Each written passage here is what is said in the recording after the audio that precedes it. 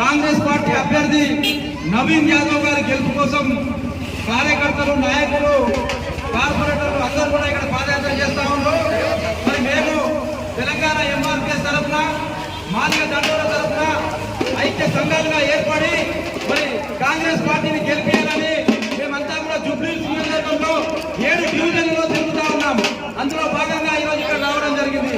మరి రేవంత్ రెడ్డి ముఖ్యమంత్రి అయిన తర్వాత సుప్రీంకోర్టు తీర్పు ఆగస్టు 1వ తారీఖు వచ్చినప్పుడు ముఖ్యమంత్రి గారు అసెంబ్లీలో ఆయన అసెంబ్లీ సమావేశాన్ని పక్కన పెట్టి ఎస్సీ వర్గీకరణ తీర్పుకి అనుకూలంగా ఎస్సీ వర్గీకరణ నేను చేసి పెడతా, దేశంలో 29 రాష్ట్రాలు ఉంటే మొట్టమొదటిగా తెలంగాణ రాష్ట్రంలోనే వర్గీకరణ చేసి పెడతా అని చెప్పి ముఖ్యమంత్రి గారు హామీ ఇచ్చిన పరంగా ముఖ్యమంత్రి గారు కమిషన్ వేసిండ్రు.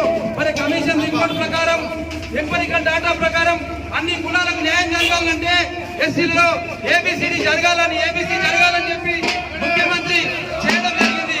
మరి ముఖ్యమంత్రి గారికి ధన్యవాదాలు తెలుపుతూ మరి 30 సంవత్సరాల చిరకాల ఆకాంక్ష నెరవేర్చినందుకు మాదిగ ఉప కులాలు, అనగారిన కులాలన్నీ కూడా కాంగ్రెస్ పార్టీకి రుణపడి ఉంటూ కాంగ్రెస్ పార్టీకి ఓటేయాలని చెప్పి ప్రచారం చేస్తా ఉన్నాం.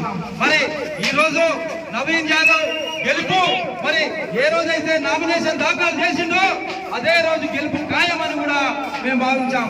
మరి మెజార్టీ కోసం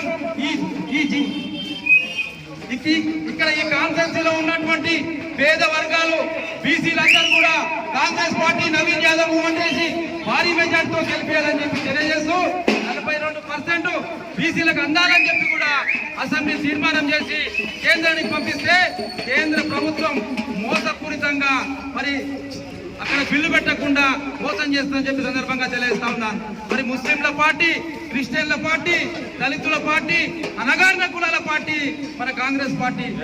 టీఆర్ఎస్ కు ఓటేస్తే బీజేపీకి ఓటేసినట్టే. మరి బీజేపీ మనవాద పార్టీ, మతతత్వ పార్టీ, మరి ముస్లింలపై దాడులు చేసే పార్టీ, దళితులపై దాడులు చేసే పార్టీ, మరి క్రిస్టియన్లపై దాడులు చేసే పార్టీ బీజేపీ పార్టీ అని సందర్భంగా తెలియజేస్తా ఉన్నాను.